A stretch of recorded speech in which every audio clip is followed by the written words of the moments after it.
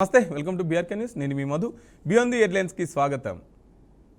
5 రాష్ట్రాల ఎన్నికల ఫలితాలపై దేశవ్యాప్తంగా ఉత్కంఠ మొదలైంది. విస్తృత ప్రచారం చేసిన ప్రధాని మోదీకి ఎంత మేర ఫలితం దక్కనుంది?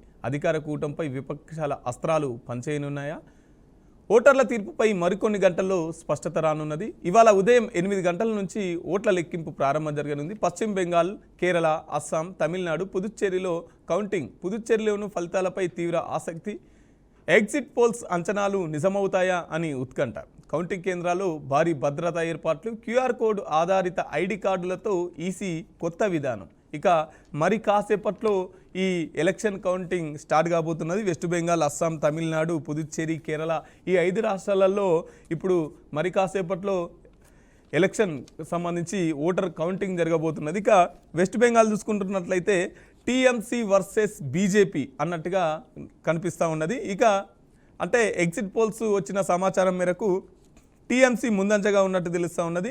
టీఎంసీ గ్రామీణ ప్రాంతాల్లో చాలా పట్టు కనబడుతూ ఉన్నది. అలాగే పట్టణ ప్రాంతాల్లో బీజేపీ ఎక్కువ పట్టు సాధించినట్టుగా తెలుస్తూ ఉన్నది. మొత్తం 249 సీట్లుంటే ఇందులో 148 సీట్లు వస్తే వారే విజయకేతనం ఎగరేసినట్టుగా తెలుస్తూ ఉన్నది. 148 సీట్లు మరి ఈసారి టీఎంసీకి వస్తాయా లేదంటే బీజేపీకి వస్తాయా? ఇక్కడ ప్రధాని మోదీ అలాగే అమిత్ షా గారు కూడా చాలా బలంగా చెప్పారు, వెస్ట్ బెంగాల్లో ఈసారి ఖచ్చితంగా వచ్చేది బీజేపీయే, నేను మళ్ళీ ముఖ్యమంత్రి ప్రమాణ స్వీకారానికి ఇక్కడికి రాబోతున్నా అని చెప్పేసి నరేంద్ర మోదీ చాలా స్పష్టంగా గట్టిగా చెప్పినటువంటి పరిస్థితి. ముఖ్యంగా ఇక ఎస్ఐఆర్ ఈ 5 రాష్ట్రాలలో జరిపారు. గతంలో బీజేపీకి 60 లక్షల ఓట్లు తక్కువ వచ్చాయి. బీజేపీ అధికారంలోకి వస్తుంది అని చెప్పినా కూడా 60 లక్షల ఓట్లు తక్కువ వచ్చాయి. మరి ఈసారి పేరు మీద 90 లక్షల ఓట్లు తొలగించారు. మరి ఈ ఓట్లన్నీ బీజేపీకి ప్లస్గా మారనున్నాయా? టీఎంసీని ఈసారి ఢీకొట్టనుందా? బీజేపీ అధికారంలోకి రానుందా అనేది మరికొన్ని గంటల్లో కౌంటింగ్ స్టార్ట్ అయిపోతుంది. ఈవినింగ్ వరకు ఏంటి అనేది కూడా స్పష్టత రానుంది. అలాగే అస్సాంలో చూసుకుంటున్నట్లయితే బీజేపీ ఎన్డీఏ కూటమితో అలవెన్స్గా ఉన్నది. బీజేపీ ఎన్డీఏ కూటమి 2 కలిసి పోటీ చేశాయి. ఇక 2వ స్థానంలో కాంగ్రెస్ ఉన్నట్టుగా తెలుస్తూ ఉన్నది. పట్టణ ప్రాంతంలో బీజేపీ ఎక్కువ బలంగా కనిపిస్తున్నది. గ్రామీణ ప్రాంతాల్లో కాంగ్రెస్ బలంగా కనిపిస్తున్నది. మొత్తం 126 సీట్లు ఉన్నాయి. దానికి 46 సీట్లు ఎవరికి వస్తే వాళ్ళే విజయకేతనం ఎగరేస్తున్నట్టుగా తెలుస్తుంది. మొత్తం మీద అయితే ఈసారి బీజేపీకే అవకాశం ఉన్నట్టుగా తెలుస్తుంది. ఈసారి కూడా బీజేపీయే విజయకేతనం ఎగరేయబోతున్నట్టుగా తెలుస్తూ ఉన్నది. ఇక తమిళనాడు విషయానికి వస్తే డిఎంకే అలవెన్స్ ముందంజలో ఉన్నట్టుగా తెలుస్తూ ఉన్నది. అలాగే ఏఐఏడిఎంకే 2వ స్థానంలో ఉన్నట్టుగా తెలుస్తూ ఉన్నది. బీజేపీ 3వ స్థానంలో ఉన్నట్టుగా తెలుస్తూ ఉన్నది. మొత్తం 234 స్థానాలు ఉన్నాయి. 118 స్థానాలు ఎవరికి వస్తే వారే విజయకేతనం ఎగరేస్తున్నట్టుగా తెలుస్తూ ఉన్నది. మొత్తం మీద అయితే డిఎంకే పార్టీ ముందంజలో ఉన్నట్టుగా తెలుస్తూ ఉన్నది. మరి కాసేపట్లో ఈ ఫలితాలు కూడా మనకు తెలుస్తాయి. ఇక పుదుచ్చేరిలో ఇది ఎన్డీఏ ముందంజలో ఉన్నట్టుగా తెలుస్తూ ఉన్నది. కాంగ్రెస్ 2వ స్థానంలో ఉన్నట్టుగా తెలుస్తుంది. మొత్తం 30 సీట్లు, 16 సీట్లు ఎవరికి వస్తే వాళ్ళే విన్ను. ఇక కేరళలో ఎల్డీఎఫ్ ముందున్నట్టుగా తెలుస్తూ ఉన్నది. యూడీఎఫ్ 2వ స్థానంలో ఉన్నట్టుగా తెలుస్తూ ఉన్నది. 3వ స్థానంలో బీజేపీ ఉన్నట్టుగా తెలుస్తూ ఉన్నది. మొత్తం 140 సీట్లు ఉంటే 71 ఎవరికి వస్తే వారే విజయకేతనం ఎగరేస్తున్నట్టుగా తెలుస్తుంది. మొత్తం మీద అయితే ఉపయోగించిన తర్వాత ఇక్కడ 5 రాష్ట్రాలలో ఉపయోగించారు. తర్వాత ఈ 5 రాష్ట్రాలలో మొదటిసారిగా ఎలక్షన్ జరిగాయి. మరి ఈసారి ఏ విధంగా ఫలితాలు ఉంటాయి? సర్ని చాలామంది వ్యతిరేకించారు. నిజంగానే అక్కడ ఎవరైతే ఇతర దేశాలకు వెళ్ళిపోయిన వారిని, చనిపోయిన వారిని ఇట్లా ఓట్లు తొలగించారా? నిజంగానే కొన్ని రాష్ట్రాల్లో మనం చూసాం, రాహుల్ గాంధీ గారు వీళ్ళు చనిపోలేదు, బతికే ఉన్నారు, ఇగో వీళ్ళ ఓటర్ ఐడి లేదు అని చెప్పేసి కూడా మాట్లాడినటువంటి పరిస్థితి. మొత్తంగా ఈ 5 రాష్ట్రాల్లో మరి కాసేపట్లో భారీ భద్రత మధ్య ఈ ఎలక్షన్ కౌంటింగ్ అనేది స్టార్ట్ కాబోతున్నది. రైట్, ఇక ఈ ఎగ్జిట్ పోల్స్ అన్నీ ఎగ్జాక్ట్ పోల్స్ కానున్నాయా? ఎంతవరకు పల్స్ నిజమయ్యే అవకాశం ఉన్నది ఈ ఎగ్జిట్ పోల్స్కి సంబంధించి అనే అంశాన్ని మనం ఈరోజు చర్చించుకోబోతా ఉన్నాం. మనతో పాటు మస్తాన్ రావు ఎనలిస్ట్ గారు ఉన్నారు. అలాగే బీజేపీ నుంచి పల్నాటి వెంకటరెడ్డి గారు ఉన్నారు. అలాగే కాంగ్రెస్ నుంచి మోహన్ గారు కూడా జాయిన్ కాబోతున్నారు. ప్రస్తుతం మనతో పాటు పల్నాటి వెంకటరెడ్డి గారు ఉన్నారు బీజేపీ నుంచి, మస్తాన్ రావు ఉన్నారు అనలిస్ట్. మస్తాన్ రావు గారితో మాట్లాడదాం. మస్తాన్ రావు గారు చెప్పండి, ఎట్లా ఉన్నది ఈ ఎలక్షన్ కౌంటింగ్, ఎట్లా జరగబోతుంది అంటారు? ఈ 5 రాష్ట్రాల ఫలితాలపై మీ అభిప్రాయం ఏంటి? మధు గారు, గుడ్ మార్నింగ్ అండి. బీఆర్కే న్యూస్ ప్రేక్షకులకు, మీకు అదేవిధంగా ప్యానెల్లో ఉన్న ఇతర పెద్దలకు కూడా. ఇప్పుడు 5 రాష్ట్రాల ఎన్నికలు ముగిసాయి. ఈరోజు దాదాపు కొద్ది గంటల్లో, అంటే 2-3 గంటల్లోనే విజయం ఎవరిని వరించబోతుంది అనేది తెలుస్తూ ఉంది. ఎందుకంటే అటు తమిళనాడులో స్టాలిన్ కానీ, వెస్ట్ బెంగాల్లో మమతా బెనర్జీ కానీ, అదేవిధంగా కేరళలో పినరయ్ విజయ్ కానీ, వీళ్ళందరూ కూడా తిరిగి ముఖ్యమంత్రులుగా అధిరోహిస్తారా లేదా మాజీలుగా మిగిలిపోతారా అనేది కూడా వాళ్ళ భవితవ్యాన్ని కూడా నిర్ణయించబోతున్న పరిస్థితి. ప్రధానంగా చూసినట్లయితే ఏంటంటే 5 రాష్ట్రాలకి మనం అనుకుంటున్నప్పటికీ కూడా వెస్ట్ బెంగాల్, తమిళనాడుకి సంబంధించిన ఫలితాల మీద దేశవ్యాప్తంగా ఒక ఆసక్తి అయితే నెలకొన్న పరిస్థితి మనం ఇక్కడ చూడాలి. ఎందుకంటే మమతా బెనర్జీ 3 సార్లు అసెంబ్లీ ఎన్నికల్లో గెలిచి అప్రతిహతంగా విజయయాత్ర కొనసాగిస్తా ఉంది. 4వసారి మళ్ళీ తిరిగి ఆమె విజయపు అంచుల దాకా వెళ్తుందనేది చెప్తా ఉన్నారు. అయితే బీజేపీ దానికి తగ్గాపారుగా ఈరోజు బీజేపీ కూడా అధికారంలోకి వచ్చేస్తుందా అనే వార్తలు గత 4 రోజులుగా మనం వింటా ఉన్నాం. అనేక సర్వేలు కూడా బీజేపీ మద్దతుగా కూడా వెళ్తున్న పరిస్థితి కూడా మనం ఇక్కడ చూడాలి. అయితే ప్రధానంగా మనం తమిళనాడు నుంచి వస్తే కనుక, వెస్ట్ బెంగాల్ నుంచి వస్తే కనుక, వెస్ట్ బెంగాల్లో ఒక మమతా బెనర్జీ దేశంలోనే నరేంద్ర మోడీకి వ్యతిరేకంగా ఈరోజు గళమెత్తుతున్న వాళ్ళలో చూస్తే ప్రప్రథమంగా మమతా బెనర్జీని మనం పేర్కొనాలి. ఎందుకంటే ఆమె స్ట్రీట్ ఫైటర్ గా ఉంటది. ఎక్కడ కూడా గ్రౌండ్ లెవెల్లో ఆమె పోరాటాలు కొనసాగిస్తూ ఉంటది. ఇప్పుడు ఈ ఎన్నికల విషయానికి వస్తే బీజేపీతో కావచ్చు, అక్కడ గవర్నర్తో కావచ్చు, సుప్రీంకోర్టు దాకా వెళ్ళడం కావచ్చు, ఎన్నికల సంఘం మీద కావచ్చు, ఎన్ఫోర్స్మెంట్ డైరెక్టరేట్, అదేవిధంగా ఇన్కమ్ ట్యాక్స్, అదేవిధంగా చూసినట్లయితే ఇప్పుడు మీరు చెప్పిన స్పెషల్ ఇంటెన్సివ్ రివిజన్ అంటే సర్లో దాదాపు కొన్ని 70-80 లక్షల ఓట్లు అక్కడ తొలగించిన పరిస్థితి కావచ్చు. ఎందుకంటే బీజేపీ ఏమైనా ఆరోపిస్తుందంటే అటు బంగ్లాదేశ్ నుంచి కానీ, అటు మయన్మార్ నుంచి రోహింగ్యాలు కానీ, వీళ్ళందరూ కూడా అక్కడ చొరబాటుదారుల రూపంలో వచ్చి కొన్ని లక్షల మంది ఆధార్ కార్డులు పొంది ఓట్లుగా మార్చుకొని వాళ్ళ ద్వారానే విజయం సాధిస్తుంది అనేది బీజేపీ చెప్తున్న ప్రధానమైన ఆరోపణ. దానిలో భాగంగానే వాళ్ళందరినీ కూడా తొలగించామనేది చెప్తా ఉంది. రెండోది ఏంటంటే పశ్చిమ బెంగాల్లో లా అండ్ ఆర్డర్, మహిళల మీద అత్యాచారాలు ఘోరంగా జరుగుతూ ఉన్నాయి. వాటిని అరికట్టడంలో మమతా బెనర్జీ ప్రభుత్వం తీవ్ర వైఫల్యం చెందింది అనేది బీజేపీ ఆరోపిస్తూ ఉంది. మరోవైపు చూసినట్లయితే అనేక అవినీతి ఆరోపణలు మమతా బెనర్జీ మీద కావచ్చు, వాళ్ళకి సంబంధించిన బంధువుల మీద కావచ్చు, అదేవిధంగా వాళ్ళ క్యాబినెట్ లో ఉన్న మంత్రుల మీద కావచ్చు. సో ఈ విధమైన పరిస్థితుల్లో బీజేపీ అక్కడ మమతా బెనర్జీకి వ్యతిరేకంగా పెద్ద ఎత్తున ప్రచారం సాగించిన పరిస్థితి. అదేవిధంగా మమతా బెనర్జీ కూడా అదే స్థాయిలో పోరాటం సలుపుతున్న పరిస్థితి.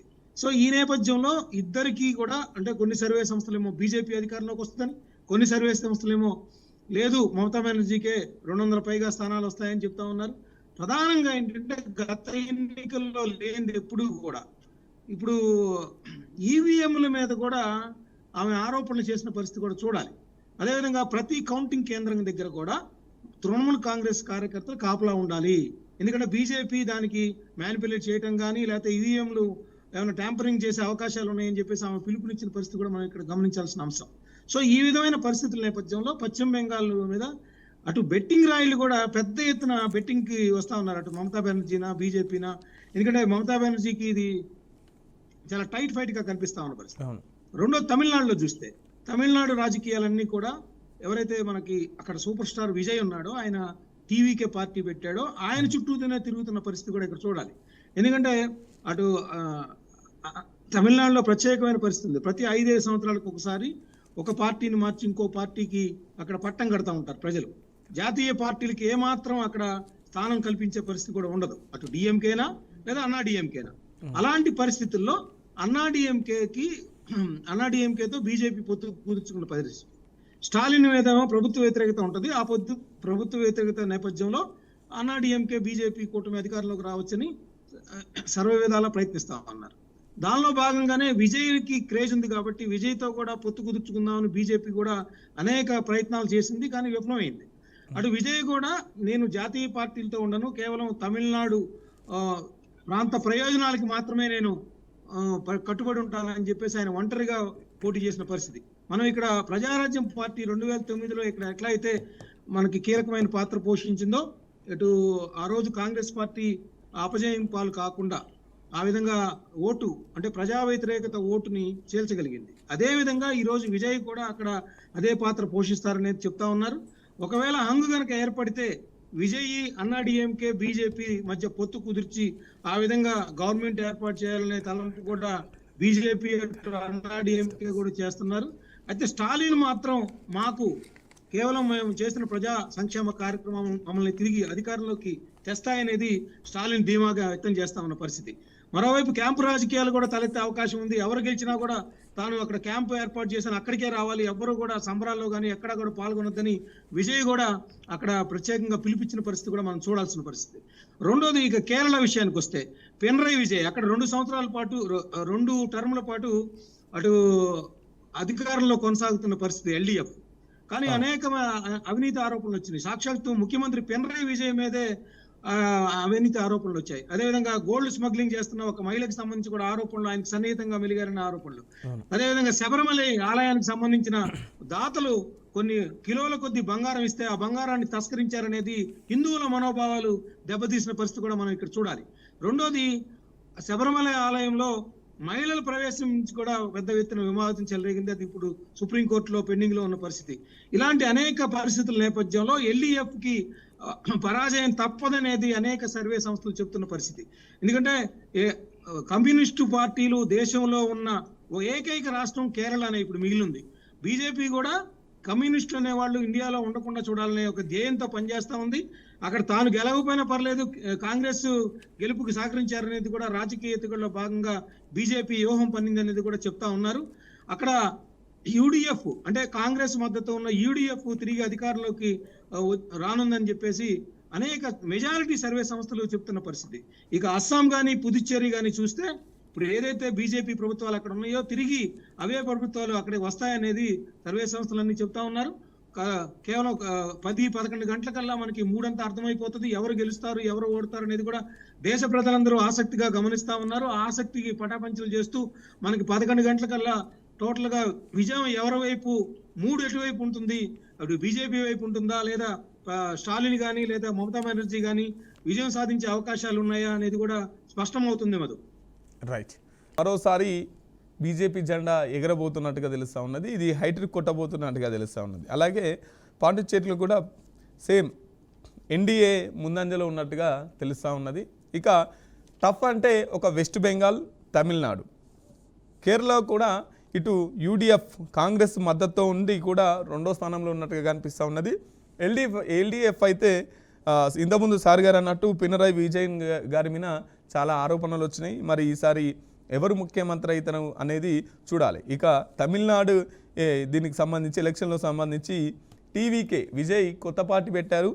ఈ విజయ్ ఎవరి ఓటు చీలుస్తారు, ఎంత మేరకు నెగ్గుకు రాగలుగుతారు, బీజేపీతో పొత్తు అన్న కూడా వెళ్లకుండా తను మొండి పట్టుతోని తమిళనాడు ప్రజల యొక్క క్షేమమే నా యొక్క లక్ష్యం అని చెప్పేసి కొత్తగా పార్టీ పెట్టి ఎన్ని ఓట్లు చీల్చగలుగుతాడు, ఎవరి ఓట్లు చీల్చగలుగుతాడు, ఈ టీవీకే పార్టీ ఎవరికి ప్లస్ అవుద్ది, ఎవరికి మైనస్ అవుద్ది. ఇక డిఎంకే 11లో ఉన్నట్టుగా తెలుస్తూ ఉన్నది. అలాగే ఏఐఏ డిఎంకే 2వ స్థానంలో ఉన్నట్టుగా తెలుస్తూ ఉన్నది. ఇక బీజేపీ అయితే తమిళనాడులో 3వ స్థానంలో ఉన్నట్టుగా తెలుస్తుంది. ఇక వెస్ట్ బెంగాల్ అయితే చాలా టఫ్, ఎందుకంటే టీఎంసీ మమతా బెనర్జీ గారు బీజేపీకి గట్టి పోటీ ఇస్తున్నారు అని చెప్పేసి దేశవ్యాప్తంగా మాట్లాడుకుంటున్నటువంటి పరిస్థితి. ఎందుకంటే 3 సార్లు అధికారంలోకి వచ్చినా కూడా గతంలో కూడా అన్ని ఎగ్జిట్ పోల్స్, అన్ని సర్వే సంస్థలన్నీ కూడా బీజేపీ వస్తుందని చెప్పినప్పటికీ తీరా సీన్ కట్ చేస్తే టీఎంసీ మమతా బెనర్జీ గారు అధికారంలోకి వచ్చినటువంటి పరిస్థితి. మరి ఈసారి అన్న బీజేపీ నరేంద్ర మోదీ గారు స్ట్రాంగ్గా చెప్తా ఉన్నారు, అమిత్ షా గారు స్ట్రాంగ్గా చెప్తా ఉన్నారు. బీజేపీ నాయకత్వం అంతా అక్కడికి వెళ్ళి దాదాపు 249 స్థానాలకు 150 స్థానాలకు 150 స్థానాలకు పైగానే మేము వస్తామని చెప్పేసి బీజేపీ మాట్లాడుతున్నటువంటి పరిస్థితి. కానీ 148 వస్తేనే విన్ను అక్కడ. ఈసారి వెస్ట్ బెంగాల్లో బీజేపీ జెండా ఎగరబోతుందా అనేది కూడా మరి కాసేపట్లో మనకు తెలుస్తుంది. పోలీసు భారీ బందోబస్తు నడుమ క్యూఆర్ కోడ్ ఉంటేనే లోపలికి ఎంట్రీ ఇచ్చేటట్టుగా కూడా ఇక్కడ ఈ 5 రాష్ట్రాల్లో చాలా ఉత్కంఠగా ఈ 5 రాష్ట్రాల యొక్క ఎలక్షన్స్ జరిగాయి. అలాగే అంతే ఉత్కంఠగా ఈ రిజల్ట్ అనేది ఎవరు గెలుస్తారు ఎవరు ఓడుతారు అనేది కూడా మరి కాసేపట్లోనే మనకు తెలిసిపోతున్నది. సర్వే సంస్థలన్నీ కొన్ని స్థానాల్లో 2 స్థానాల్లో బీజేపీ, 2 స్థానాల్లో కాంగ్రెస్, ఇంకో స్థానాల్లో లెఫ్ట్ పార్టీలు అధికారంలోకి రాబోతున్నాయి అని చెప్పేసి దాదాపుగా అన్ని సర్వే సంస్థలు కూడా ఇదే తీర్పునిచ్చాయి. 1-2 సంస్థలు కొంత బీజేపీకి సపోర్ట్గా తీర్పునిచ్చినాయి. ఇంకో కొన్ని సంస్థలు కాంగ్రెస్, అలవెన్స్ లోకల్ పార్టీలకు సంబంధించి కూడా గెలుస్తాయని తీర్పు ఇచ్చినటువంటి పరిస్థితి. మరి ఇక ఎవరు గెలుస్తారు ఎవరు ఓడేది అనేది కూడా మరి కాసేపట్లో తెలియబోతున్నది. ఇక అస్సాం చూసుకుంటున్నట్లయితే బీజేపీ ఎన్డీఏ కూటమి ఉంది కాబట్టి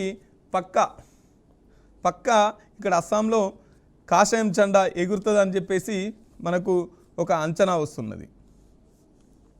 ఇక కేరళలో చూసుకుంటే ఎల్డీఎఫ్ ముందంజలో ఉన్నట్టుగా తెలుస్తూ ఉన్నది. మళ్ళీ ఒకసారి పినరాయి విజయ్ గారు జెండా ఎగరేస్తారా? ఎందుకంటే ఒక లెఫ్ట్ పార్టీలు ఉన్నటువంటిది ఏందన్నా ఉందంటే అది కేరళ సంబంధించి, కేరళ మాత్రమే లెఫ్ట్ పార్టీలు ఇక్కడ ఎక్కువగా కనిపిస్తుంటాయి. ఎర్రజెండా పార్టీలు ఇక్కడ ఎక్కువగా ఉన్నట్టుగా తెలుస్తూ ఉంటుంది. మరి ఈసారి ఎల్డీఎఫ్ ముందంజలో ఉన్నట్టుగా తెలుస్తూ ఉన్నది. కాంగ్రెస్ 2వ స్థానంలో ఉంటే కాంగ్రెస్ అంటే అలవెన్స్ యూడిఎఫ్తో కలిపి కాంగ్రెస్ 2వ స్థానంలో ఉంటే బీజేపీ 3వ స్థానంలో ఉన్నట్టుగా తెలుస్తూ ఉన్నది. మొత్తంగా మరి కాసేపట్లో ఈ ఎవరు గెలుస్తారు ఎవరు ఓడతారు అనేది కూడా తెలియబోతూ ఉన్నది. ఇక 5 రాష్ట్రాలకు సంబంధించి చాలా ఉత్కంఠగా నెలకొన్నది. మస్తాన్ రావు గారు చెప్పండి, ఒక అస్సాం, పుదుచ్చేరి ఈ 2 రాష్ట్రాల్లోనే బీజేపీ జెండా ఎగరబోతున్నదా? ఇంకా మిగతా రాష్ట్రాల్లో కూడా బీజేపీ వచ్చే అవకాశం ఉందంటారా? ఇంకా 1-2 రాష్ట్రాలు పెరిగే అవకాశం ఉందంటారా? మస్తాన్ రావు గారు వినిపిస్తుందండి మా వాయిస్?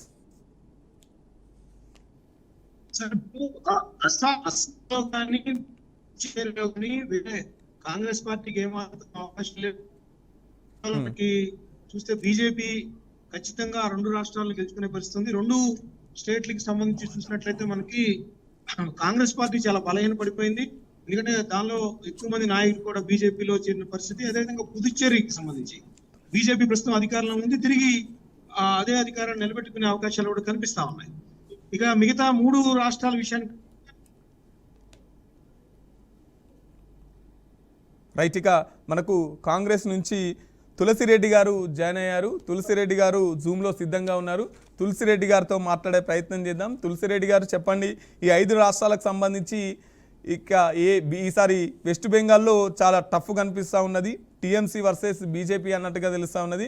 ఈ 5 రాష్ట్రాలకు సంబంధించి ఎన్ని రాష్ట్రాలలో బీజేపీ గెలువబోతున్నది, ఎన్ని రాష్ట్రాలలో లోకల్ పార్టీలు గెలవబోతున్నాయి, ఎన్ని రాష్ట్రాలలో కాంగ్రెస్ గెలవబోతున్నది? తులసిరెడ్డి గారు, ప్రస్తుతానికి మనం ఎగ్జిట్ పోల్స్ ప్రకారం మనం డిస్కషన్ చేయాలి. ఎందుకంటే ఎగ్జాక్ట్ పోల్స్ గురించి ఇంకా ప్రారంభం కాలేదు కాబట్టి ఎగ్జిట్ పోల్స్ ప్రకారం అయితే 5 రాష్ట్రాల్లో 4 రాష్ట్రాల్లో స్పష్టత కనపడతా ఉంది. ఒక రాష్ట్రంలో మాత్రము అస్పష్టత, వెస్ట్ బెంగాల్లో అస్పష్టత నువ్వా నేనైనట్టుగా ఉంది. మిగతా 4 రాష్ట్రాల్లో స్పష్టత కనపడతా ఉంది. దాంట్లో కేరళలో ఎల్డీఎఫ్ ప్లేస్ లో యూడిఎఫ్ వచ్చేగా, తమిళనాడులో డిఎంకే ప్లస్ వచ్చే విధంగా, పుదుచ్చేరిలో ఏడిఎంకే ప్లస్ వచ్చే విధంగా, అస్సాంలో బీజేపీ వచ్చే విధంగా మనకు ఎగ్జిట్ పోల్స్ ఉన్నాయి. ఒక వెస్ట్ బెంగాల్ మాత్రం కొంత అస్పష్టత నువ్వు అన్నట్టుగా కొంచెం మొగ్గు బీజేపీకి ఎక్కువ చూపిస్తున్నాయి. ఎక్కువ ఎగ్జిట్ పోల్స్ కొన్ని మమతా బెనర్జీకి చూపిస్తున్నాయి. కాబట్టి ఇది ఓవరాల్ గా పరిస్థితి అంటే ఆల్మోస్ట్ ఒక కేరళలో ప్రభుత్వం మారచ్చు, మిగతా చోట్ల మరి వెస్ట్ బెంగాల్ పక్కన పెడితే డిఎంకే, తమిళనాడు, పుదుచ్చేరి, అస్సాంలో ఉన్న ప్రభుత్వాలే మళ్ళీ అధికారంకి వచ్చే విధంగా ఉన్నాయి. ఒక వెస్ట్ బెంగాల్ మాత్రం నువ్వు అనేట్టుగా ఉందని అనిపిస్తుంది. ఈసారి ఈ అస్సాం, తమిళనాడు, ఈ టీవీకే, తమిళనాడులో ఇప్పుడు టీవీకే పార్టీ వచ్చింది. ఈ టీవీకే ఎవరి ఓట్లు చేర్చగలుగుతారు, ఎవరికి ప్లస్ అవుతారు, ఎవరికి మైనస్ నా అవుతారు? అభిప్రాయం ప్రకారము టీవీకే వలన డెఫినెట్ గా డిఎంకేకే లాభం ఉంటుంది అనిపిస్తుంది. న్యాచురల్ గా వచ్చేసి ప్రభుత్వ వ్యతిరేక ఓట్లు చీలుతాయి ప్రతిపక్షాల మధ్య. కాబట్టి ప్రభుత్వ వ్యతిరేక ఓట్లు టీవీకే చీలుస్తుంది కాబట్టి అది ఆటోమేటిక్ గా డిఎంకే ప్లస్ కు ఉపయోగపడుతుంది నా అభిప్రాయం. ఇక్కడ మ్యాజిక్ ఫిగర్ 118 రావాలి. మెజారిటీ ఎగ్జిట్ పోల్స్ ఏమో డిఎంకే ప్లస్ కు చూపిస్తున్నాయి. ఒక మాత్రము జేబీసీ అనే ఒక ఎగ్జిట్ పోల్ మాత్రము ఏడీఎంకేకి అనుకూలంగా, మిగతా 2 కామాఖ్య అనే ఒక ఎగ్జిట్ పోల్ వచ్చేసి హంగుకు అవకాశం ఉన్నట్టుగా, ఇంకొకటి యాక్సిస్ మై ఇండియా కూడా అటు హంగు కానీ టీవీకే కానీ రావచ్చు అని చెప్పేసి ఉన్నది. కాబట్టి కానీ పోల్ ఆఫ్ ద పోల్స్ మాత్రము డిఎంకేకు 120, ఏడీఎంకేకు 77, టీవీకేకు 36 చూపిస్తూ ఉన్నాయి. కాబట్టి ఇప్పుడు మరి ఏమన్నా యాక్సిస్ మై ఇండియా ప్రకారంగా కామాఖ్య ప్రకారంగా అన్నప్పుడు టీవీకేకు కన్సిడరబుల్ సీట్లు వచ్చినప్పుడు హంగు వచ్చే ఆస్కారం కూడా ఉంది తమిళనాడులో కూడా. మరి అదే నిజమైతే చూడాలి మరి. రైట్. ఇక అలాగే ఇప్పుడు అస్సాంలో చూసుకుంటే ఖచ్చితంగా బీజేపీ వచ్చే అవకాశం ఉన్నది. మొత్తంగా ఈ 5 రాష్ట్రాలలో ఇప్పుడు సర్ జరిగిన తర్వాత మొదటిసారి ఈ ఎలక్షన్స్, ఈ సర్ ప్రభావం ఈ 5 రాష్ట్రాల ఎన్నికలపైన ఏ విధంగా ప్రభావం చూపించే అవకాశం ఉంది?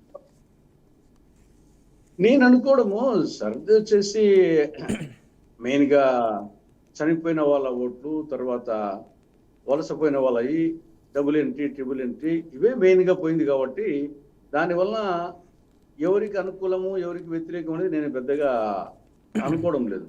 ఇప్పుడు నేనే ఉన్నాను, నా ఓటు వచ్చేసి మా ఊర్లో నేను డాక్టర్గా సెటిల్ అయిన చోట కొన్నాళ్ళ పాటు అక్కడ ఉన్నది ఇక్కడ ఉన్నది, నేను ఆటోమేటిక్గా తీసేస్తానని చెప్పేసి అనుకున్నాను. కానీ అక్కడ కొన్నాళ్ళ పాటు తెలియదు, మళ్ళీ తర్వాత నేనే తీసేసుకోవడం జరిగింది. కాబట్టి అట్లా డబుల్ ఎంట్రీ ఓట్లు నేను ఓటేసిందే ఉండదు, వేరేముంటుంది కానీ ఓటేసిందే ఉండదు. ఆ విధంగా డబుల్ ఎంట్రీ, ట్రిపుల్ ఎంట్రీ అటువంటి ఈసారి తీసేసినట్టు కనపడతా ఉంది. చనిపోయిన ఓట్లు అందువలన అవి పర్సెంటేజ్ పెరిగేదానికి కూడా కారణం ఇది, మెయిన్ కారణం ఇది. పర్సెంటేజ్ ఆఫ్ పోలింగ్ పెరిగేదానికి కారణము గతంలో 1000 ఓట్లు ఉంటే ఒక 100 ఓట్లు డబుల్ ఎంట్రీ, ట్రిపుల్ ఎంట్రీ చనిపోయిన వాళ్ళు ఉంటే 900 ఓట్లే యాక్చువల్గా ఉండేది. 900 ఓట్లలో 800 ఓట్లు పోలైతే 88% అవుతుంది. 1000 ఓట్లలో 800 ఓట్లు అంటే 80% అవుతుంది. కాబట్టి ఆ విధంగా వచ్చేసి సర్ అనేది ఆ పార్టీకి ఈ పార్టీని అనుకోవడం లేదు, పర్సెంటేజ్ ఆఫ్ పోలింగ్ పెరిగేదానికి అది కారణం అనిపిస్తుంది.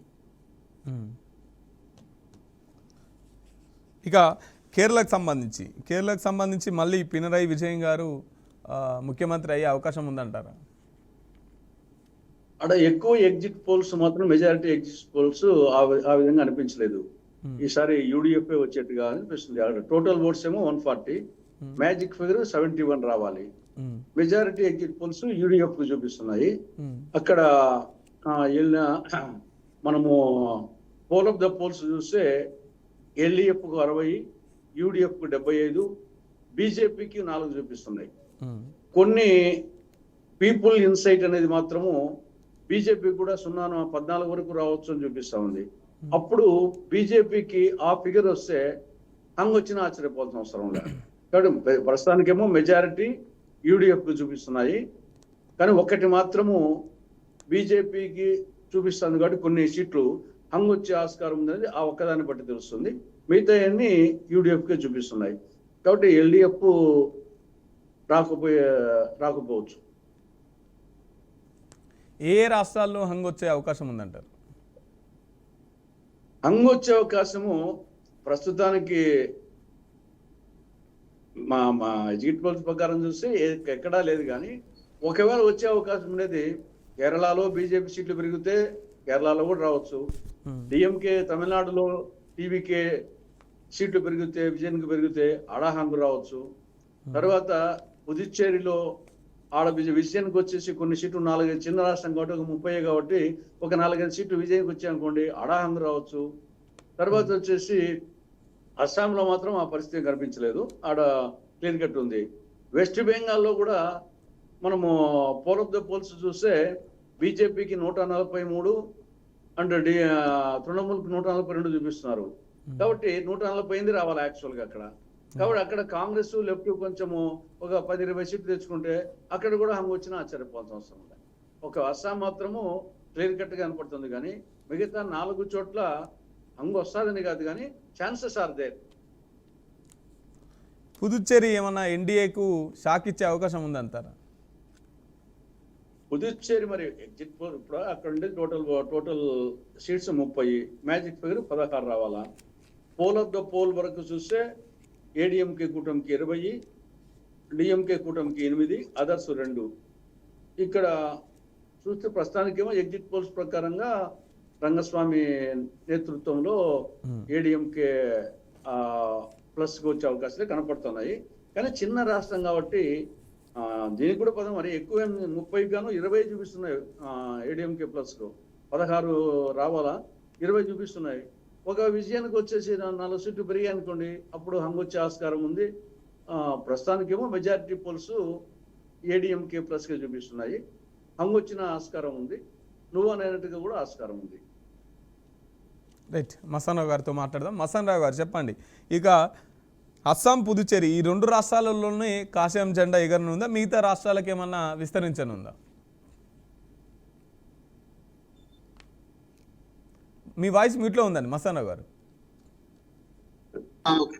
సబ్సిడీ గారు కూడా ఈ విషయంలో అస్సాం, పుదుచ్చేరిలో ఏమాత్రం బీజేపీకి అవకాశాలు ఉన్నాయనేది అక్కడ స్పష్టంగా పీపుల్స్ మ్యాండేట్ తెలియజేస్తుంది అక్కడ.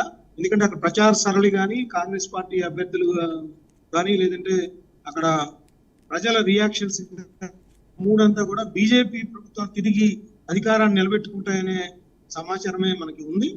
మనకి మీరు అన్నట్లు వెస్ట్ బెంగాల్లో చూస్తే ఏంటంటే ఈసారి గతంలో ఎప్పుడు కూడా గత 3 టర్మ్స్ చూసినా కూడా చాలా హింసాత్మక సంఘటనలు జరగడం, పదుల సంఖ్యలో ఓటర్లు చనిపోయిన పరిస్థితి కూడా ఉంది.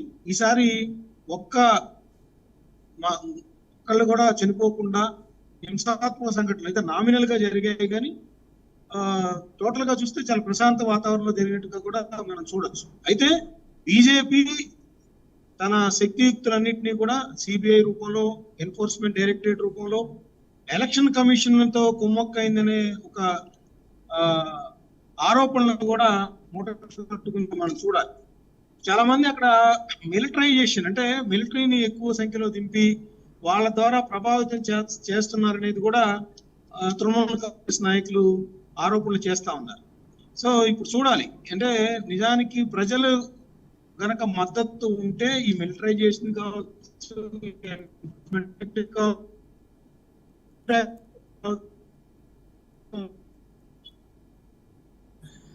ప్రభావితం ఎవరు చేయలేరు అనేది మనకి ఇక్కడ అర్థమవుతున్న అంశంగా మనం చూడాలి. రైట్, ఇక్కడ వెస్ట్ బెంగాల్ అయితే సార్ మీ వాయిస్ బ్రేక్ అవుతుంది. మస్తానరావు గారు, ఇక్కడ వెస్ట్ బెంగాల్లో కూడా మమతా బెనర్జీ గారి పైన కూడా వ్యతిరేకత ఉన్నట్టుగా తెలుస్తా ఉన్నది. ఇదేమన్నా బీజేపీకి ప్లస్ అయ్యే అవకాశం? ఇందాక నేను చెప్పాను, మమతా బెనర్జీ గారి మీద పెద్ద ఎత్తున ఆరోపణలు, తర్వాత లా అండ్ ఆర్డర్ సిచ్యువేషన్ బాగాలేదు, అవినీతి ఆరోపణలు కూడా ఎక్కువ సంఖ్యలో వచ్చిన పరిస్థితి కూడా చూడాలి. ఆ నేపథ్యంలో అయితే బీజేపీ కుయుక్తులు ఎంతవరకు పనిచేస్తాయి, ఆ ఓటమి అవుతాయి. ఎందుకంటే టోటల్ గా చూస్తే ఇప్పుడు మెజారిటీ సర్వే సంస్థలు కావచ్చు, లేదా అక్కడ ఉన్న సమాచారాన్ని బట్టి కావచ్చు, తిరిగి మమతా బెనర్జీకి పశ్చిమ బెంగాల్ ప్రజలు మద్దతు పలికారనేది కూడా ఇక్కడ చూడాలి. ఎందుకంటే అక్కడ సిపిఎం కానీ, కాంగ్రెస్ కానీ ప్రభావితం చేసే స్థాయిలో లేవు కాబట్టి తిరిగి అక్కడ బీజేపీనా తృణమూల్ కాంగ్రెస్ అన్నప్పుడు తృణమూల్ కాంగ్రెస్ వైపుకే ఎక్కువ మొగ్గు చూపారనేది చెప్తా ఉన్నారు. అయితే భారతీయ జనతా పార్టీ మాత్రం అటు మతాల పరంగా కావచ్చు, కొంత అక్కడ చొరబాటుదారుల అంశాన్ని కావచ్చు, లేదంటే ఎస్ఐఆర్ అంటే బిఎల్ఓలకు సంబంధించి కూడా అక్కడ బూత్ లెవెల్ ఆఫీసర్స్ కూడా చాలా మంది మృతి చెందిన పరిస్థితి, దాని మీద కూడా ఉద్యమం నడిచిన పరిస్థితి కూడా మనం అక్కడ గమనించాలి. అయితే అక్కడ ఈ విషయాల మీద ఈ రోజు పశ్చిమ బెంగాల్ రాష్ట్ర ప్రభుత్వ ఉద్యోగులు ఎవరు కూడా కౌంటింగ్ లో పాల్గొనకుండా బీజేపీ విజయం సాధించిన పరిస్థితి. అదేంటంటే సుప్రీంకోర్టుకు వెళ్తే సుప్రీంకోర్టు కూడా ఏం చెప్పిందంటే అక్కడ సెంట్రల్ గవర్నమెంట్ ఉద్యోగులను ఉపయోగించుకోవచ్చా లేదా స్టేట్ గవర్నమెంట్ ఉద్యోగులను ఉపయోగించుకోవచ్చా అనేది ఎలక్షన్ కమిషన్ యొక్క నిర్ణయాధికారాన్ని బట్టి ఉంటుంది, కానీ దానిలో మీరు వేలు పెడతానికి వీల్లేదు అనేది కూడా అక్కడ తృణమూల్ కాంగ్రెస్ వాళ్ళు ఎవరైతే కోర్టుకు వెళ్ళారో వాళ్ళకి స్పష్టం చేసిన పరిస్థితి.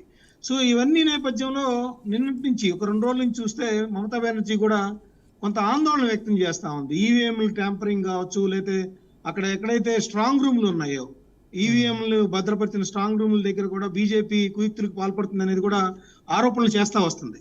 సో వీటన్నిటి నేపథ్యంలో అక్కడ చాలా ఉత్కంఠగా మారిన పరిస్థితి. రైట్.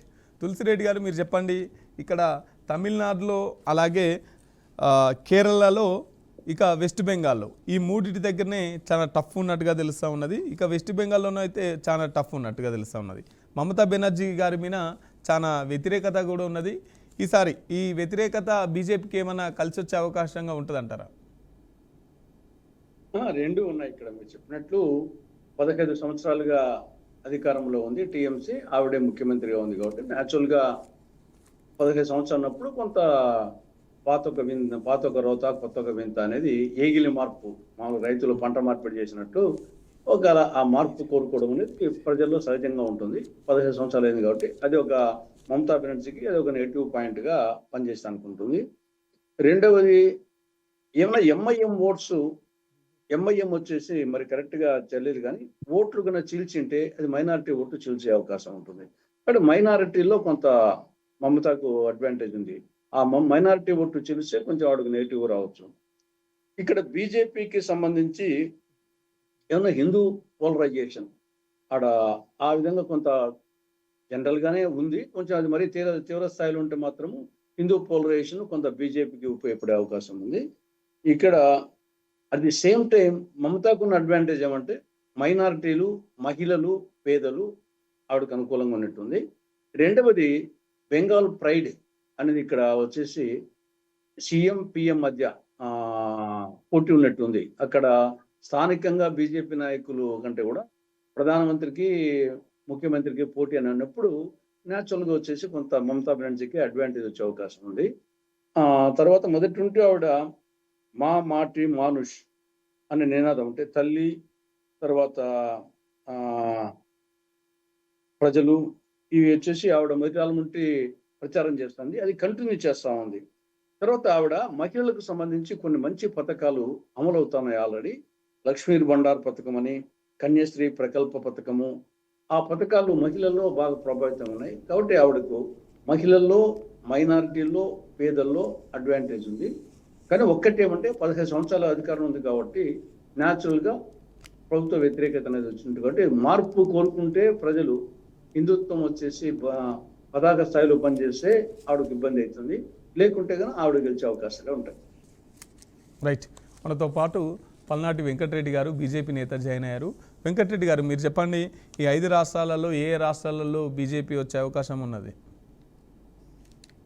ఇప్పుడు ఈ 5 రాష్ట్రాల్లో భారతీయ జనతా పార్టీ ఖచ్చితంగా మేము 3 రాష్ట్రాల్లో మేము గెలవబోతాం. ఒకటి అస్సాం కానీ, పుదుచ్చేరి కానీ. అస్సాంలో హ్యాట్రిక్ ఎట్లాగా వస్తుంది, పుదుచ్చేరిలో కూడా మేము గెలవబోతా ఉన్నాం. వెస్ట్ బెంగాల్ హైయెస్ట్ ప్రయారిటీలో ఉంది.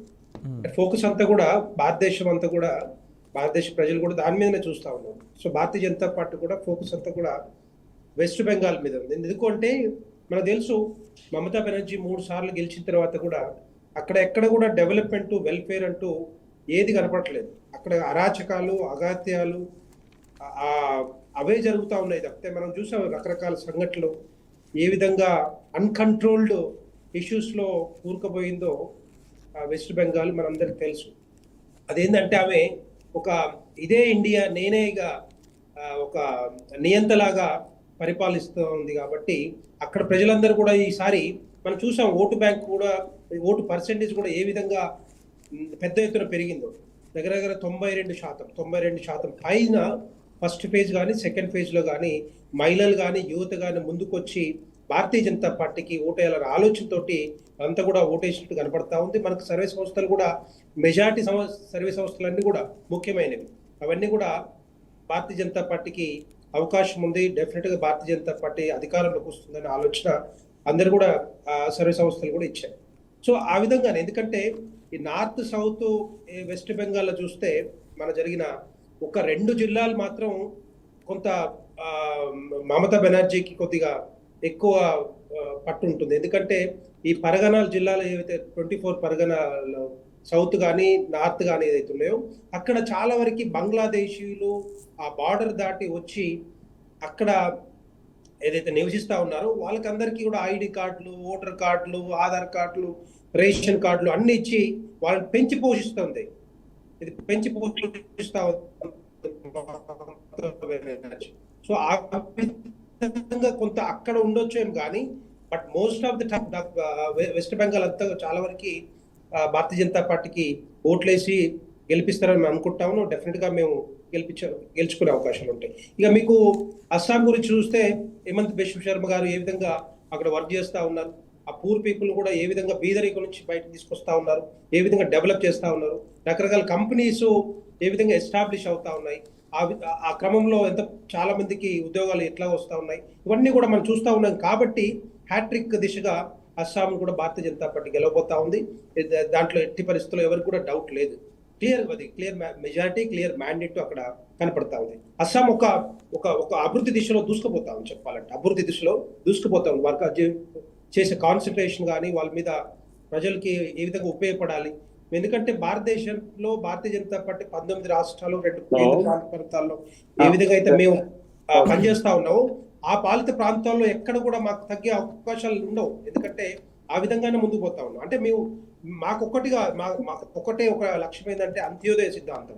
ఎవరు ఏ రాష్ట్రంలో ఏ పార్టీ అధికారం ఉన్నా కూడా, ఆ పార్టీ ఉన్నా లేకున్నా కూడా మేము అంత్యోదయ సిద్ధాంతం పరంగా మేము ముందుకు పోతాం. కాబట్టి ఒక పేద ప్రజల్ని కూడా బాగుపరిచే ఆలోచన, ఏ మూలంలో ఉన్న వ్యక్తి అయినా కూడా బాగుపడాలనే ఆలోచన మేము చేస్తా ఉన్నాం. కాబట్టి మేము వాటి మీద కాన్సన్ట్రేట్ చేస్తాము. సో మిగతా వాటి మీద ఇక్కడ కూడా కాన్సన్ట్రేట్, అభివృద్ధి సంక్షేమ పథకాలే ముఖ్యంగా మన పేద ప్రజలకు చేరాలన్న ఆలోచన అందరికి ఉంది. కాబట్టి అస్సాంలో గెలవబోతా ఉన్నాం. ఇక పుదుచ్చేరిలో ఎన్డీఏ కూటమి ఎట్లాగా డెఫినెట్గా వస్తుంది, డౌటే లేదు. ఇక తమిళనాడు తీసుకుంటే తమిళనాడులో కొంత విచిత్రమైన పరిస్థితి కనబడతా ఉంది. ఒకవేళ డిఎంకేకి కొన్ని సర్వే సంస్థలు ఇచ్చాయి. రెండవది అక్కడ టీవీకి విజయ్ ఏదైతే పాత్ర ఉందో ఆయనది కొంత భూమిక ఎక్కువగా ఉందని చెప్తా ఉన్నారు.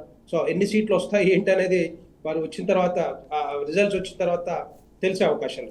ఒకవేళ నిజంగానే అక్కడ కూడా మాకు కూడా 80 నుంచి 90 స్థానాలు వస్తే డెఫినెట్ గా ఒకవేళ విజయ్ ముందుకొచ్చి తో కలిసి మన ప్రభుత్వంలోకి రావాలనుకుంటే డెఫినెట్ గా అది కూడా ఒక ప్లస్ పాయింట్ అవుతుంది. అది కూడా భారతీయ జనతా పార్టీ ఎన్డీఏ కూటమిలోకి వచ్చే అవకాశాలు ఉంటాయి.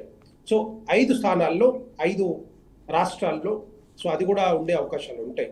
సో అది ఎందుకంటే అక్కడ తమిళనాడులో కూడా ప్రధానమంత్రి నరేంద్ర మోడీ గారు కానీ, అమిత్ షా గారు కానీ పెద్ద ఎత్తున 1000 కోట్లు ఖర్చు పెట్టి అక్కడ ఖర్చు పెట్టి అక్కడ అభివృద్ధి పథకాలు కానీ, అభివృద్ధి ఏవైతే ఉన్నాయో అవన్నీ కూడా చేస్తా ఉన్నారు.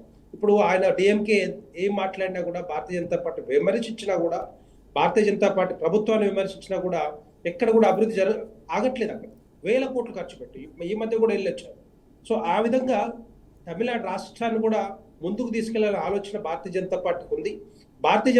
అక్కడ తమిళనాడు ప్రజల్లో కూడా కొంత ఇప్పుడు మైండ్ సెట్ మారుతా ఉంది. అంతకుముందు ద్రవిడ అని చెప్పి అనుకున్నారో ఇప్పుడు అదంతా కూడా లేదు.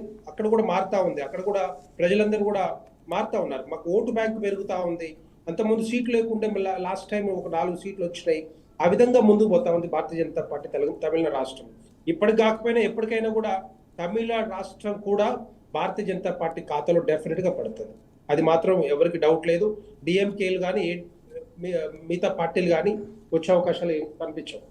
ఇంకోటి ఏంటంటే అక్కడ తమిళనాడు రాష్ట్రంలో మనందరికీ తెలుసు, ఎవ్రీ 5 years ఒకసారి పార్టీ ప్రభుత్వాలు మారుతూ ఉంటాయి. మరి ఈసారి ఏ ప్రభుత్వం వస్తుంది, ఏ పార్టీ వస్తుంది అనేది కొంత కన్ఫ్యూజన్ గా ఉంది. సో అదంతా కూడా క్లారిటీ వచ్చే అవకాశాలు ఉంటాయి 12-1 గంట వరకు. ఇక 5వ రాష్ట్రం కేరళ రాష్ట్రం కూడా కేరళ ప్రజలందరూ కూడా అంతకుముందు యూడిఎఫ్, ఎల్డిఎఫ్ అనుకుంటూ ఆ పార్టీల వెంట ఉండేవాళ్ళు. కానీ ఈ మధ్య కాలంలో వాళ్ళ మైండ్ సెట్ కూడా మారుతా ఉంది. భారతీయ జనతా పార్టీ వైపు చూస్తా ఉన్నారు. మనం చూసాం తిరువనంతపురం మేయర్ ఎన్నికల్లో తిరువనంతపురాన్ని మేయర్ పీఠాన్ని మేము సాధించుకున్నాం. అంటే ఏ విధంగా భారతీయ జనతా పార్టీకి పట్టం కడతా ఉన్నారు కేరళ ప్రజలు అనేది క్లియర్ గా అర్థమవుతా ఉంది. వామపక్షాలు సిద్ధాంతాన్ని తుంగలో తొక్కి, ఇప్పుడు మనకు తెలుసు మణిపూర్ అనే రాష్ట్రంలో వామపక్ష సిద్ధాంతం ఏ విధంగా బలంగా ఉండేనో, ఆ బలంగా ఉన్న రాష్ట్రాన్ని కూడా భారతీయ జనతా పార్టీ ఖాతాలోకి తీసుకున్నామంటే ఆ మణిపూర్ ప్రజలు ఏ విధంగా వామపక్ష సిద్ధాంతాలని వెనక్కి నెట్టి మరి భారతీయ జనతా పార్టీని ఆదరించి, అభిమానించి ఓట్లేసి గెలిపించారు. ఆ విధంగా కేరళ రాష్ట్రం కూడా డెఫినెట్ గా భారతీయ జనతా పార్టీ చేతిలోకి డెఫినెట్ గా వస్తుంది. ఈ రోజు రాకపోయినా కూడా అక్కడ ఓటు పర్సెంటేజ్ కానీ ఓటు బ్యాంక్ కానీ స్థానాలు కానీ పెరుగుతా ఉన్నాయి. ఆ విధంగా ఆ క్రమంగా, ఎందుకంటే భారతీయ జనతా పార్టీ ఇమ్మీడియట్ గా ఈ రోజు అంటే ఈ రోజు మేము అధికారంకు రావు, క్రమక్రమంగా బలపడుతూ మేము గ్రామాల్లో కానీ పట్టణాల్లో కానీ నగరాల్లో కానీ బలపడుతూ మరి ఆ స్థానంలో కైవసం దిశగా మేము వెళ్తా ఉంటాం. కాబట్టి అట్లాగే కేరళ రాష్ట్రం కూడా ఇప్పుడు కాకపోయినా నెక్స్ట్ ఎలక్షన్ లో భారతీయ జనతా పార్టీ ఇప్పుడు యూడిఎఫ్కి వచ్చినా లేకపోతే ఎల్డిఎఫ్కి వచ్చినా కూడా నెక్స్ట్ మాత్రం భారతీయ జనతా పార్టీ ఖాతాలో ఉంటుంది. అది ఎవరికి కూడా డౌట్ లేదు. ఆ విధంగానే మేము పనిచేస్తాం. ఆ విధంగానే డెవలప్మెంట్ కానీ మిగతా పథకాలన్నీ కూడా కేరళ రాష్ట్రం ఏ విధంగా అభివృద్ధి చెందాలి ఏంటి అనేది అదంతా కూడా మేము తీసుకుపోతా ఉన్నాం. అది ఓటు బ్యాంక్ దిశగా కాదు, మాకు ఇంతకుముందు చెప్పినట్టుగా అంత్యోదయ సిద్ధాంతం ఏదైతుందో అదే సిద్ధాంతం బట్టి ప్రతి ఒక్కరు కూడా నీళ్లు, కూడు గుడ్డ, తర్వాత ఉండడానికి ఇల్లు, ఇవన్నీ కూడా ఉండాలన్న ఆలోచన ఉంది. కాబట్టి అందుకనే అది పనిచేస్తా ఉన్నాం. కాబట్టి దగ్గర 27 కోట్ల మంది భారతదేశ ప్రజలు ఏదైతే పేదరికం నుంచి ఉన్నారో పేదరికం నుంచి బయటకు వచ్చారు ఈ 12 సంవత్సరాలు. సో ఆ విధంగా మేము ముందుకు పోతా ఉన్నాం. సో అది మాత్రం డెఫినెట్ గా ఈ 5 రాష్ట్రాల్లో 3 ఖచ్చితంగా వస్తాయి. ఒకటి మాత్రం అది కూడా కొంత కలిసి వస్తే మాత్రం అది కూడా మా ఖాతాలకు వచ్చే అవకాశాలు ఉంటాయి. ఇక కేరళ రాష్ట్రంలో మాత్రం కొంత బలంగా ఓటు పర్సెంటేజ్ కానీ ఓటు బ్యాంక్ కానీ భారతీయ జనతా పార్టీకి రాబోతాం. రైట్. ఇక సార్ వెంకటరెడ్డి గారు, సార్ జరిగిన తర్వాత ఇది మొదటి ఎలక్షన్. వెస్ట్ బెంగాల్లో చూసుకుంటున్నట్లయితే టీఎంసీ వర్సెస్ బీజేపీ అన్నట్టుగా తెలుస్తూ ఉన్నది. లాస్ట్ టైం బీజేపీకి 60 లక్షల ఓట్లు తక్కువ వచ్చినాయి. ఈసారి సర్ పేరు మీద 90 లక్షల ఓట్లు తొలగించారు. ఈ 90 లక్షల ఓట్లు టీఎంసీకి ఉన్నటువంటి ఓట్లను తొలగించారా? అందుకోసమైనా నరేంద్ర మోదీ గారు కావచ్చు, అమిత్ షా గారు కావచ్చు బలంగా చెప్తున్నారు. అదంతా కూడా పచ్చి అబద్ధాలు మాట్లాడుతుంటారు ప్రతిపక్షాలు. ఎందుకంటే టీఎంసీ గదే గగ్గోలు పెడతా ఉంది. అదే 90 లక్షల ఓట్లతోటి 3 సంవత్సరాలు రిగ్గింగ్ చేసి ఆ ఓటు బ్యాంకును ఉపయోగించుకొని అధికారంలోకి వచ్చినట్టు కనపడతా ఉంది. ఎందుకంటే చనిపోయిన వాళ్ళు, లేకపోతే ఇల్లు మార్చిన వాళ్ళు, తర్వాత అక్కడ ఎప్పుడు కూడా సరి జరగలేదు కదా ఇన్ని రోజుల నుంచి. సో ఇష్టం వచ్చినట్టుగా ఆ ఓటు బ్యాంకును వాడుకున్నారు. కాబట్టి ఎందుకంటే లేనోళ్ళకి కూడా ఓటు బ్యాంక్ ఉంది, ఆడ లేనోళ్ళకి కూడా ఎలక్షన్ కార్డ్స్ ఉంటాయి. ఒకవేళ ఇక్కడ నుంచి వేరే టౌన్ నుంచి ఇంకో టౌన్ పోయినా కూడా ట్రాన్స్ఫర్ మన ఓటు బ్యాంక్ ఉంటుంది. విలేజ్ నుంచి టౌన్స్కి వచ్చినా కూడా అక్కడ ఓటు బ్యాంక్ ఉంటుంది, ఇక్కడ ఓటు బ్యాంక్ ఉంటుంది. సో ఆ విధంగానే సర్ అనేది ఇట్స్ ఎ కంటిన్యూషన్ ప్రాసెస్ రాజ్యాంగంలో.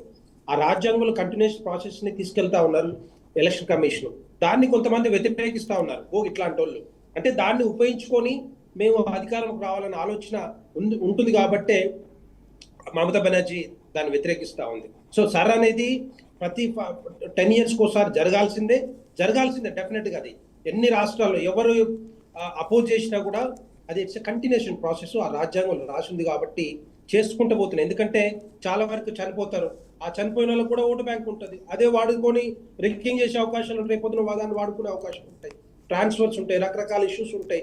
అలాంటివన్నీ కూడా మరి ఆ ప్రక్రియ ఎంత జరగొద్దా? సో అదంతా కూడా ఏంటంటే అప్పుడు రాహుల్ గాంధీ మాట్లాడండు, సరే తీసుకొస్తే రేపు పొద్దున ఏమవుతుంది ఎట్లయితుంది అంటే, అప్పుడు రాహుల్ గాంధీ తోడో యాత్రనో జోడో యాత్రనో చేసిండు. ఆ తోడో యాత్ర చేయడానికి ప్రయత్నం చేసినట్టుంది. అందుకే బీహార్ ఎన్నికల్లో వాళ్ళకి వచ్చిన సీట్లు 5 సీట్లు వచ్చినాయి. ఎంఐఎం కంటే దరిద్రంగా గెలుచుకున్నది కాంగ్రెస్ పార్టీ. అంటే ఎవరు కూడా పట్టించుకోవట్లేదు సర్ అనేది కానీ, లేకపోతే ఇదేదైతే ఉందో అదంతా కూడా సక్రమంగా చేసే ప్రక్రియ అంతా కూడా. సో అలాంటిది అపోజ్ చేస్తున్నారంటే వాళ్ళు ఇట్లాంటి లూప్ హోల్స్ ను వాడుకొని రేపొద్దున అధికారులకు రావాలనే ప్రయత్నం చేయడమే. అట్లాంటిది జరగొద్దు.